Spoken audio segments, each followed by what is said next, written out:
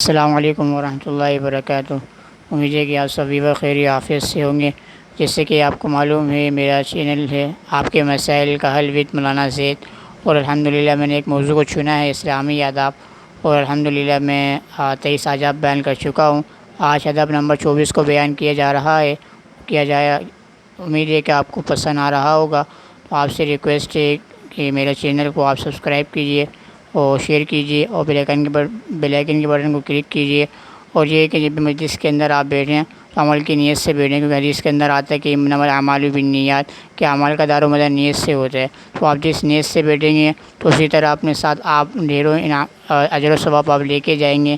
اگر آپ غلط نیت سے بیٹھیں گے تو یہ ہے کہ پھر آپ کا نہ آنا کیا ہے وہ فضول ہوگا، نہ اس پر اجر و ثواب ملے گا۔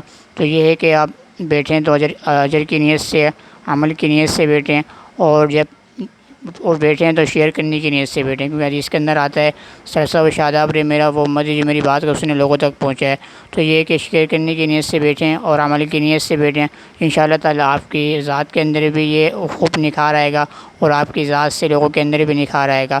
چلتے ہیں اپنے موضوع کی طرح، درود شریف پڑھ لیجیے۔ اللہم صلی علی محمد وعلی آل محمد کما صلیت علی ابراہیم وعلی آل ابراہیم انک حمید مجید۔ اللہم بارک علی محمد وعلی آل محمد کما بارکت علی ابراہیم وعلی آل ابراہیم انک حمید مجید۔ بسم اللہ الرحمن الرحیم۔ نحمد و نصلی علی رسول الکریم۔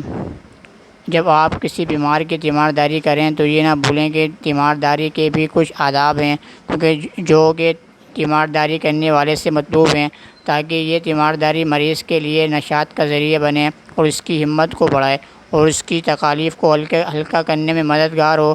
اور یہ اس اجر و ثواب کے علاوہ ہے جو اسے صبر کرنے اور اجر کی نیت پر ملتا ہے۔ مریض کی تیمارداری کرنے والے کو چاہیے کہ مریض کے پاس زیادہ دیر نہ ٹھہرے، کیونکہ مریض کے مرض کے بعض حالات ایسے ہوتے ہیں جو زیادہ دیر بیٹھنے کی اجازت نہیں دیتے۔ مریض کی عادت کی مثال جمعے کے خطیب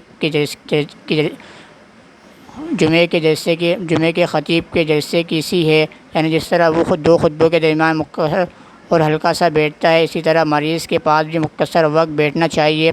اس سلسلے میں عربی کے چند اشعار ہیں: ادب العیادۃ ان تکون مسلما وتکون فی اثر السلام مدعا، یعنی تیمارداری کے آداب میں سے ہے کہ مریض کو سلام کرو، اس کے بعد اسے الوداع کہہ دو۔ یعنی کہ یہاں پر یہ بیان کیا جا رہا ہے کہ جس طرح کہ کل ادب نمبر 23 کے اندر بیان کیا گیا تھا کہ آپ جیسے کہ آپ کسی کی تیمارداری کرنے کے لیے جائیں تو وہاں پر آپ پھل وغیرہ، فروٹ وغیرہ جو چیزیں ہیں آپ کچھ نہ کچھ وہاں پہ لے کر جائیں۔ تو یہاں پر بھی یہ اسی موضوع کی ایک کڑی ہے، ادب نمبر 24۔ تو یہاں پر بھی مریض کی آداب کو بیان کیا جا رہا ہے کہ وہاں پر کتنی دیر تک بیٹھیں گے۔ تو یہ ہے کہ جب وہاں پر جائیں تو جیسے کل بیان کیا گیا تھا کہ آپ تھوڑا فروٹ وغیرہ ہوتے جو آپ کے مزاج کے اندر ہے، جو آپ کی مزاج وغیرہ کے اندر آپ جانتے ہیں آپ کا رشتہ دار ہے، تو آپ وہ لے جا سکتے ہیں۔ اسی طرح یہاں پر یہ ہے کہ آپ وہاں پر لے جا رہے ہیں تو ان کے لیے آپ زحمت کا ذریعہ نہ بنیں، بلکہ باعث رحمت بنیں۔ بعض مرتبہ ایسا ہوتا ہے کہ ہم چلے جاتے ہیں تو یہ ہے کہ لمبے دیر تک بیٹھا رہتے ہیں۔ بعض مرتبہ ایسا ہوتا ہے کہ مریض کی جو حالت ہوتی ہے وہ کافی نازک ہوتی ہے، بعض حالت کے اندر وہ آپ کا دیر تک بیٹھنے کا مناسب نہیں ہوتا، تو یہ ہوتا ہے کہ آپ دیر تک نہ بیٹھیں۔ جیسے کہ ابھی مثال دی گئی ہے عربی کے جملے کے اندر، جیسے کہ انسان کی پلک کا جھپکنا ہوتا ہے، اسی طرح بندہ اتنی دیر تک یہ وہاں پر تھوڑا سا بیٹھے۔ اور یہ کہ جیسے کہ لا باس طہور انشاءاللہ تعالی، یہ حدیث کے الفاظ ہیں، یا آپ یہ الفاظ کہہ سکتے ہیں کہ لا باس طہور انشاءاللہ، کوئی حرج نہیں انشاءاللہ تعالی آپ کے یہاں ٹھیک ہو جائیں گے، حدیث کے الفاظ ہیں۔ تو یہ کہ آپ تسلی والے الفاظ ان کو کہیں، اور ایسے نہ ہو کہ آپ ان ایسے الفاظ کہتے ہیں۔ بعض لوگ ہوتے ہیں جو غلط الفاظ استعمال کرتے ہیں کہ آپ کو یہ ہو جائے گا، آپ کی طبیعت خراب ہو گئی، یہ ہو جائے گا، تو آپ کیا ان کو تسلی والے الفاظ کہیں۔ تو یہ ہے کہ آپ ان کو تسلی دیں گے تو ان کا کیا حوصلہ بڑھے گا۔ تو ایسا نہ ہو کہ آپ ان کو ایسے الفاظ کہہ دیں جس کی وجہ سے ان کو کیا وہ خوف کے اندر مبتلا ہوں، تو ایسا بالکل بھی نہ کریں۔ تو آپ چلتے ہیں اپنے موضوع کی طرف۔ ابھی 2 اشعار بیان کیے جائیں گے تو انشاءاللہ تعالی اور آپ کی بات واضح ہو جائے گی۔ حسن العیادۃ یوم بین یومین واقدر قلیلا کمثل الحظ بالعین لا تبر من علیلا فی مسألتی یکفیک من ذاک تسأل بحر فینا، یعنی تیمارداری کا حسن ایک دن چھوڑ کر ہے، اور مریض کے پاس اتنا تھوڑا بیٹھو جیسے کہ آنکھ کے جھپکنے کا وقت، اور مریض سے سوالات کر کے اسے پریشان مت کرو، بس 2 حرفی سوال کافی ہے۔ یعنی تیمارداری کرنے والا مرض سے کہے آپ کے مزاج کیسے ہیں، اللہ تعالیٰ آپ کو شفا دے۔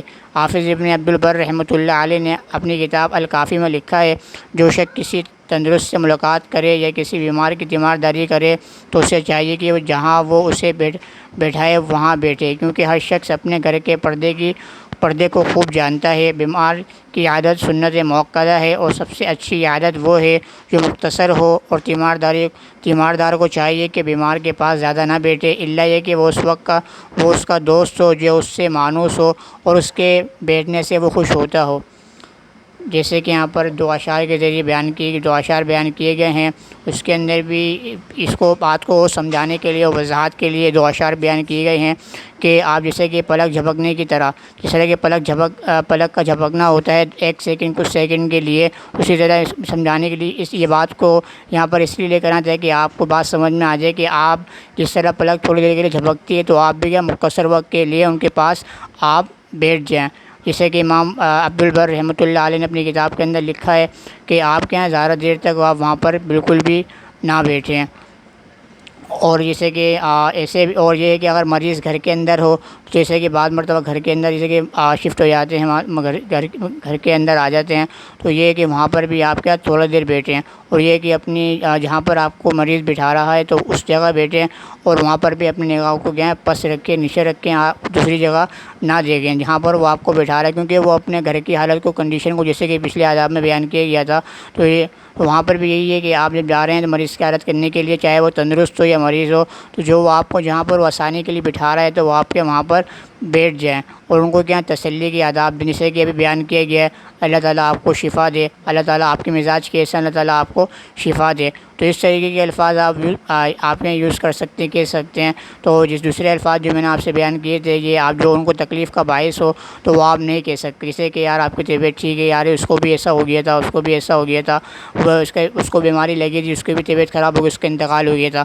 تو ایسے الفاظ جو کہ مریض کی جو زحمت کا ذریعہ بنے، ایسے الفاظ جو نہ کیے جائیں، کیونکہ مسلمان کی شان تو یہ ہوتی ہے کہ وہ لوگوں کی تکلیف کا ذریعہ نہیں بنتا، بلکہ لوگوں کی راحت کا ذریعہ بنتا ہے، چاہے وہ آپ کے زبان کے ذریعے ہو، چاہے وہ آپ کے کسی بھی فعل کے ذریعے ہو، کچھ حساب لے جائیں، تو آپ مریض کی راحت کا ذریعہ بنیں، آپ زحمت کا ذریعہ نہ بنیں۔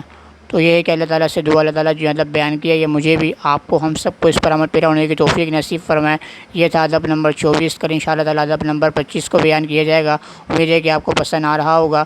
میرا چینل ہے آپ کے مسائل کا حل وتھ مولانا زید، آپ اس کو خوب سبسکرائب کیجیے اور آگے شیئر کیجیے اور بیل آئیکن کے بٹن کو کلک کیجیے۔ اب میں آپ سے اجازت چاہتا ہوں، السلام علیکم ورحمۃ اللہ وبرکاتہ، اللہ حافظ۔